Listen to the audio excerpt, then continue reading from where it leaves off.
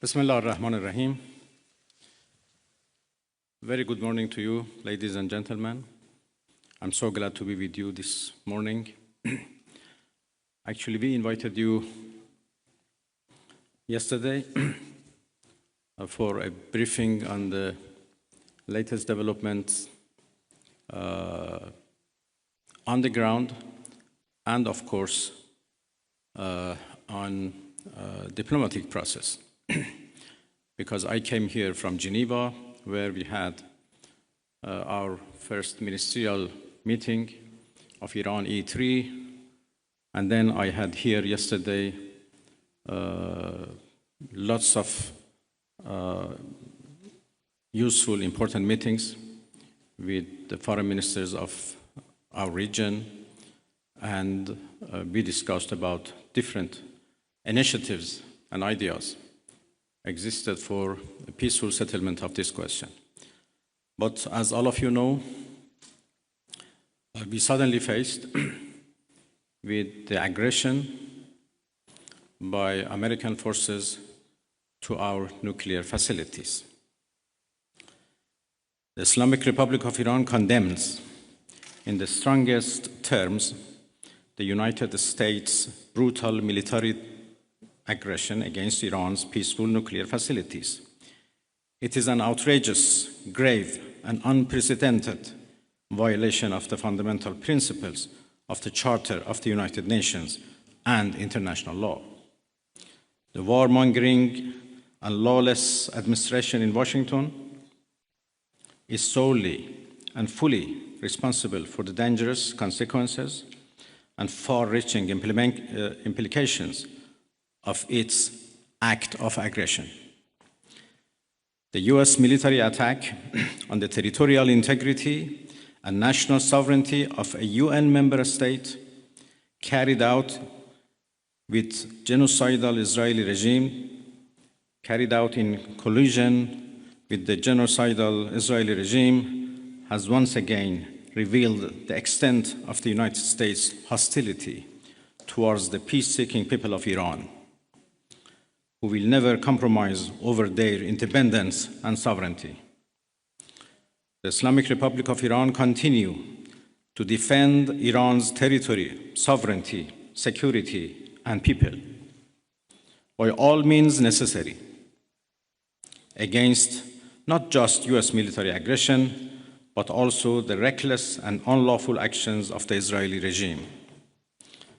While President Trump was elected on a platform of putting an end to America's costly involvement of forever wars in our part of the world, he has betrayed not only Iran by abusing our commitment to diplomacy, but also deceived his own voters by submitting to the wishes of a wanted war criminal who has grown accustomed to exploiting the lives and wealth of American citizens to further the Israeli regime's objectives. The US act of aggression against Iran's peaceful nuclear facilities constitutes not only a flagrant breach of the UN Charter, especially the prohibition of the use of force under Article 2, Paragraph 4, and the obligation to respect the state's territorial integrity and sovereignty, but also a violation of UN Security Council Resolution 2231. It cannot be emphasized enough how much of a devastating blow that the US, a permanent member of the Security Council, has dealt to the global non-proliferation regime. The Islamic Republic of Iran reminds the United Nations, the Security Council, the UN Secretary General, the International Atomic Energy Agency, and other relevant international bodies of their duty and responsibility to take urgent and decisive action in response to this breach of international law. Silence in the face of such blatant aggression will plunge the world into an unprecedented level of danger and chaos. Humanity has come too far as a species to allow a lawless bully to take us back to the law of the jungle. The Islamic Republic of Iran calls on the Security Council to convene an emergency session to unequivocally condemn the criminal act of aggression by the United States against Iran and to hold the administration in Washington accountable for its violations of fundamental principles of United Nations Charter and of norms of international law. The responsibility of the IAEA and its Director General, who through evident bias in favor of warmongering parties paved the way for the current violence and bloodshed, is now clearer than ever. We call on the IAEA Board of Governors to immediately convene and carry out its legal responsibility in response to the dangerous US attack on Iran's peaceful nuclear facilities, all of which have been under the agency's full safeguards and monitoring. The world must not forget that it was the United States which, in the midst of a process to forge a diplomatic outcome, betrayed diplomacy by supporting the genocidal Israeli regime's launch of an illegal war of aggression on the Iranian nation. Not content with such malign actions, the United States itself has now also opted for a dangerous military operation and aggression against the people of Iran. In doing so, the US administration holds sole and full responsibility for the consequences of its actions, including the Islamic Republic of Iran's right to self-defense under the principles of the United Charter.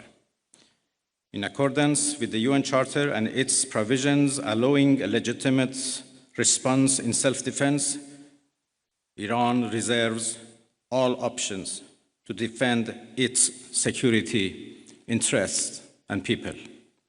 Thank you very much.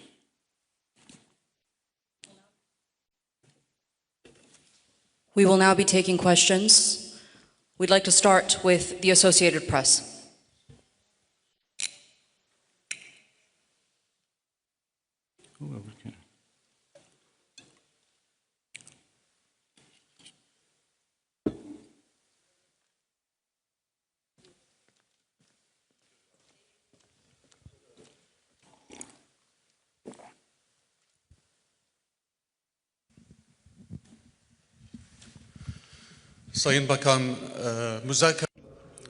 Distinguished Minister, are the doors for negotiation still open?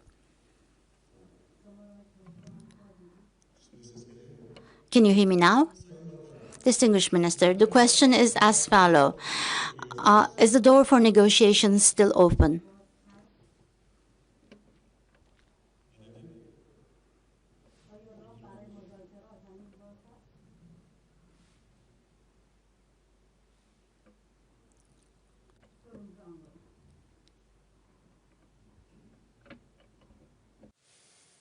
Interpreter, please speak.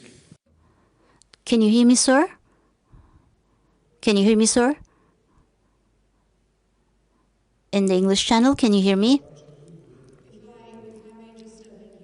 Translate real quick for my colleague. He's asking if there are still room for negotiations moving forward. No. Arapça olarak diye sorabilirim eğer Arapça biliyorsa. It's all right now. You can his translate is okay. Türkçe mi? Sayın Bakan Ahmet Gannam yine televizyon Arabi. Müzakereler hala kapı açık mı görüyorsunuz? Tahran'la Is the negotiation door still open? Did you contact Tehran? What kind of damage has been incurred on the nuclear facilities? Is there any intermediary country like Turkey, like Saudi Arabia, like Qatar? Are you continuing your such activities of mediation? How do you see the process? Thank you.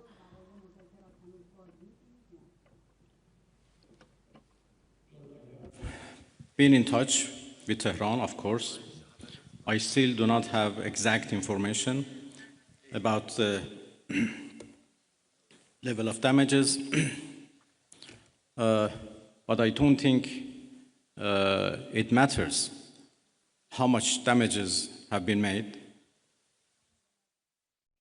attacking a nuclear facility by itself is an unforgivable violation of international law and should be condemned. Yesterday, as I said, I had discussion and talks with a number of foreign ministers of the region. Almost all of them are very much concerned and interested to play a role to end this aggression by Israel, of course. They were worried about a possible attack by the United States, but yesterday we were all talking about how to stop the Israeli aggression. Well,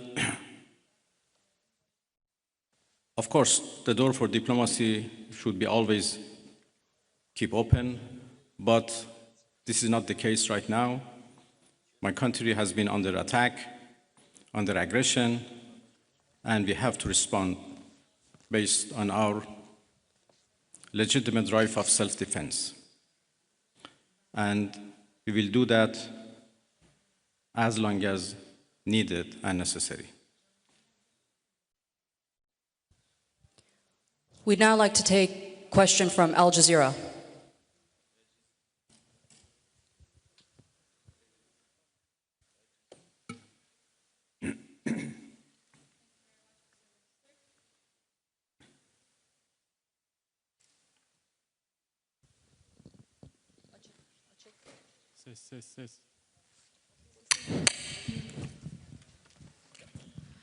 Thank you very much, Minister. So you say that you need to respond right now, but we know that Iranians are known for their talents in negotiations, in diplomacy and trade. What would be the conditions after responding for Iran to come back to a negotiation table, maybe with the US as well? And Turkey has been offering that Ankara can mediate for a trilateral between Turkey, US, and Iran. What would be your response to that? Because right now the US is technically involved in this conflict. Thank you. Well, I think it is irrelevant to ask Iran to return to diplomacy because we were in the middle of diplomacy. We were in the middle of talks with the United States when Israelis blew it up. And again, we were in the middle of talks and negotiation with Europeans, happened only 2 days ago in Geneva, when this time Americans decided to blow it up. So we were in diplomacy, but we were attacked militarily. So it was not Iran, but the US who betrayed diplomacy. They betrayed negotiations. When at the middle of negotiations with us, they gave green light to Israelis, if not instructed them to attack Iran's nuclear facilities. I think they have proved that they are not men of diplomacy, and they only understand the language of threat and force. And this is very unfortunate. The United States showed that they have no respect to United Nations Charter. They have no respect to international law. They have no respect to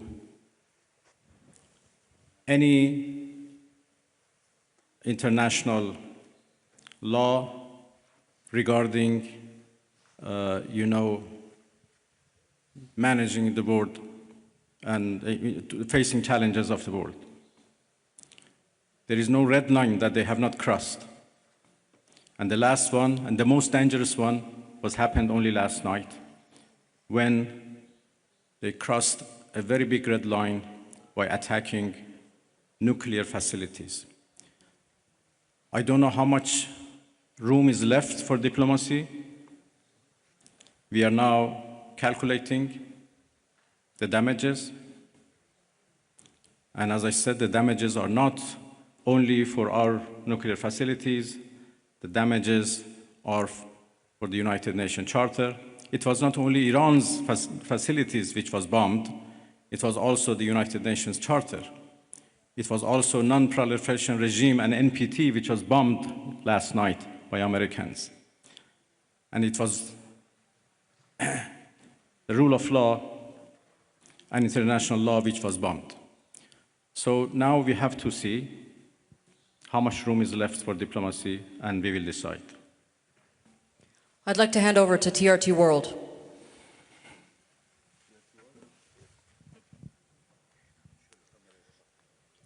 Mr. Minister, the US President Donald Trump warned that Iran must now make peace, otherwise the future attacks, he says, would be far greater and much easier. So how is Tehran responding to that threats from Washington? Thank you.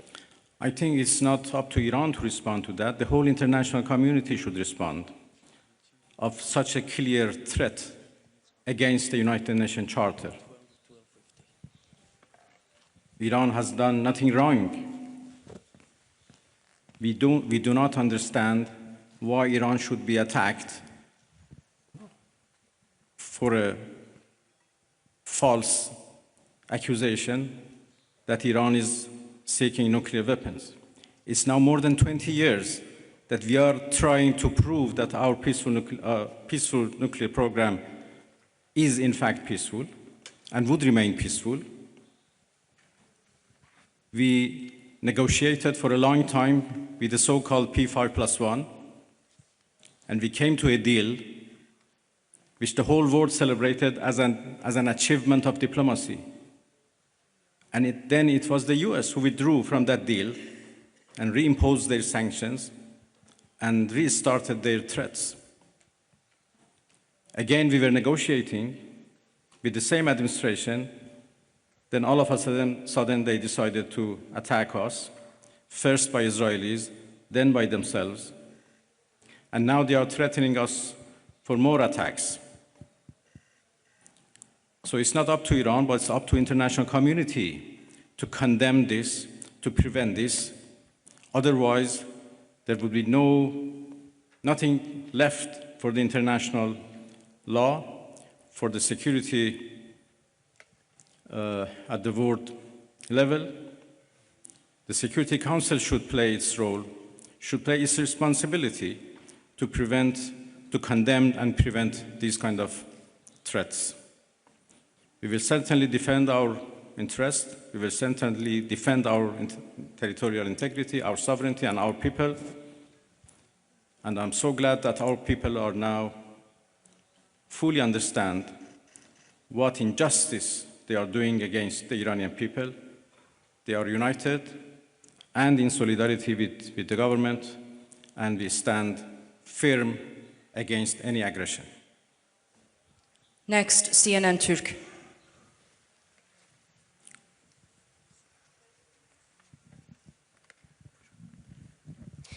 Mr. Minister, how do you assess the West's stance on Israel massacres? No one seems to mention Israel's allegedly illegal nuclear weapons. The German Chancellor even said Israel is doing the dirty work for us. So what is your response? Thank you. Well, what should I say? You said everything. That Iran is under attack by a nuclear-armed superpower and a nuclear-armed regime. And Iran, as you know, is a non-nuclear-armed country. That should be certainly condemned. If not, the whole non-proliferation regime would be undermined and would be defeated. Iran is a committed member of NPT. But NPT is not able to protect us. So why a country like Iran or other countries who are interested to have a peaceful nuclear energy should rely on NPT for their peaceful activities.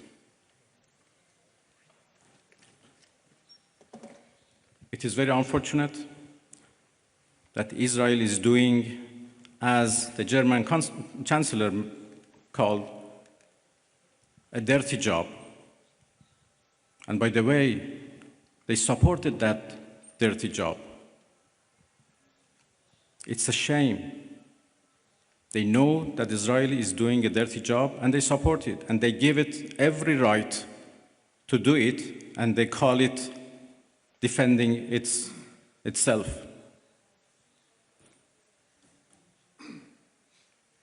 It's really a shame. Pardon? Well, I think I'm not in a position to reveal what we are going to do in response to what Americans did last night.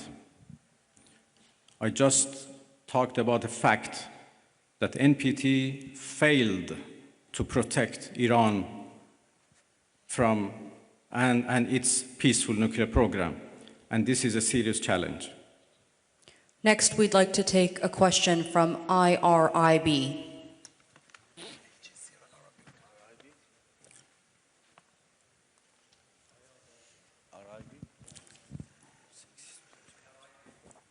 IRIB, if I can get a question from IRIB. Yılmaz Parlar, Türker Gazete, Türkiye Cumhuriyeti'nden çıkan gazete. I'm from a Turkic newspaper and also representing Net News Agency. It is indicated that China is supporting Iran.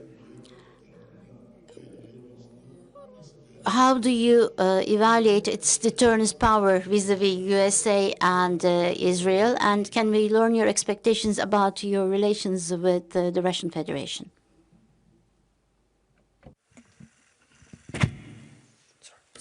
Well, there was a problem with the translation, or I think with the device, it doesn't work properly.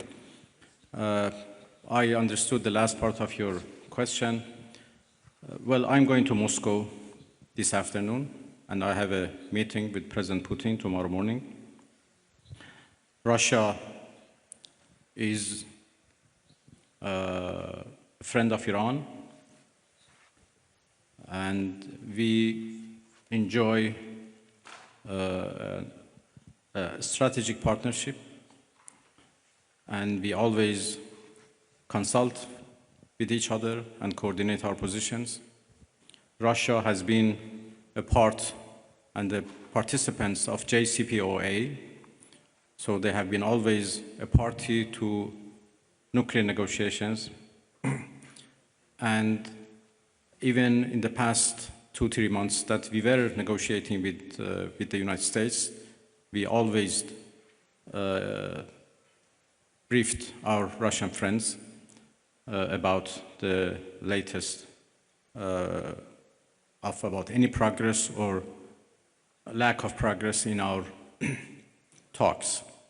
Well, I will have serious consultations with the Russian president tomorrow, and we continue to work with each other. Russia is also a permanent member of the Security Council, and we know that they were trying, together with China, to introduce a resolution to the Security Council for the cessation of hostilities.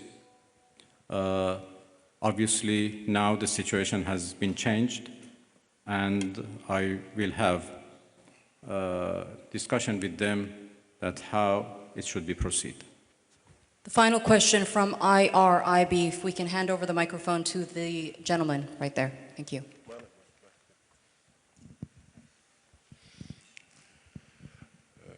خسته نباشید آقای عراقچی. عرض به خدمتتون که دیروز آقای اردوغان صحبت‌هایی داشتن در مورد میانجیگری، فکر می‌کنید نقش ترکیه در این رابطه به چه ترتیب خواهد بود؟ Thank you. Yesterday, President Erdogan mentioned a mediation instrument. Can Turkey handle such a diplomacy or mediation activity? اردوغان رئیس جمهور محترم ترکیه داشتم. هم ترکیه I had very productive meetings with the President of the Republic of Turkey yesterday, and I also had contacts with some of the countries of the region. Some of the countries of the region, such as Turkey, are indicating that they could be mediating so that the attacks from Israel could stop. I do believe that I'm going to start some actions and discussions about this to prevent this American aggression. Turkey very definitely has condemned the Israeli attacks, and also the countries of the region have also condemned these attacks. Now all the countries of this region and the Islamic countries are condemning the massacres and the killing of Israel.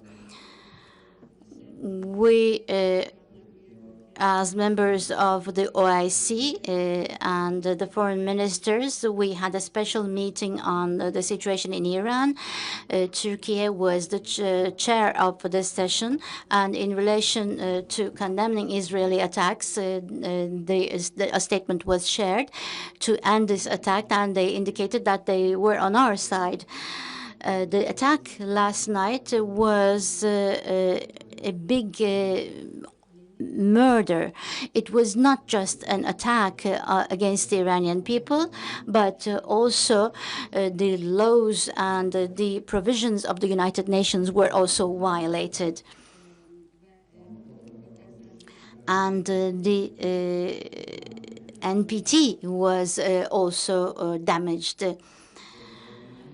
Thus, this was a big blow to international security and to peace by America. We believe that the United Nations should see this as a threat. The behavior of America is threatening the world peace, and it is also a serious bottleneck for the international system. And we have important problems and pain in our region because of this, creating an important damage. The attack last night showed once again that the Zionist regime of Israel has not actually reached its targets and aims in Iran, and they have been harmed, and they have actually been in a crisis because of the heroic defense of Iran. And vis-a-vis this defense, they have received support from America.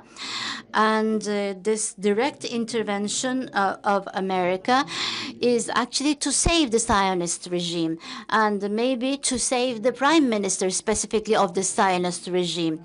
This was the reason why America acted this way, and this shows that the White House is under the influence of this individual called Netanyahu, and this is a shame for the whole American citizens. We continue to defend our country in a heroic manner. Our armed forces are ready. Our people with high level of self-confidence and with high level of motivation is ready to defend itself. The Iranian people's national honor has been damaged, and to win this back, they will defend themselves. We will never take a step back from our own law, from our honor, from our territory, and from our people. Artürk.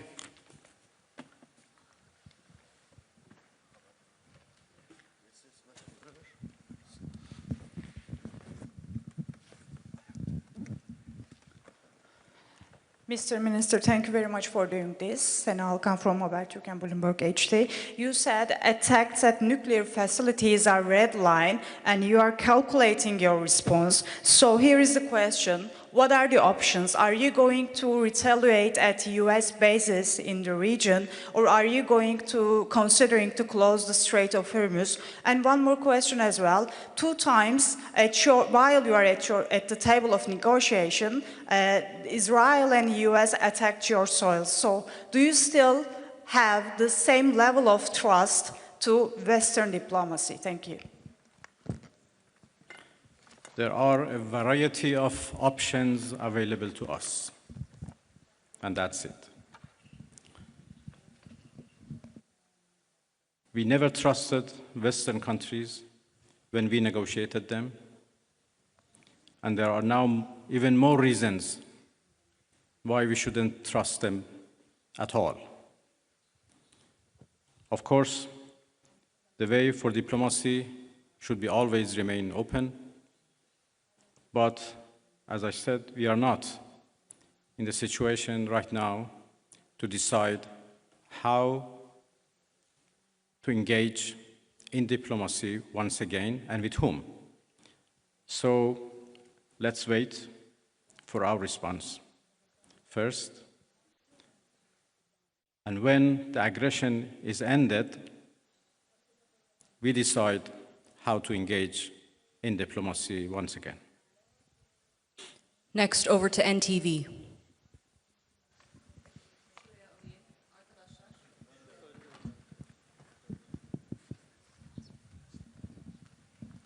Mr. Minister, thank you. I would like to ask a quick question. You had many dialogues with Mr. Steve Witkoff, the U.S. representative, during the negotiations. Did he call you after the attack? Who you talked with? Did you ever talk with any Western countries or United States? Did they call you? Thank you. Well, my talks with Mr. Witkoff was indirect through the Omani foreign minister as intermediator, to whom I'm very grateful. And when the talks were stopped because of the US aggression, we are still receiving messages from Americans through different channels, Oman in particular, and there are also others who are passing the messages of the United States to us. And if needed, we respond to those messages through intermediators. Well, thank you very much, everybody. I think we are done. Yes, we've come to the end of that press briefing. We'd like to thank the Foreign Minister for holding that briefing after the latest developments in his country, Iran, and in the wider Middle East region. Thank you very much. Thank you, everybody. Thank you indeed.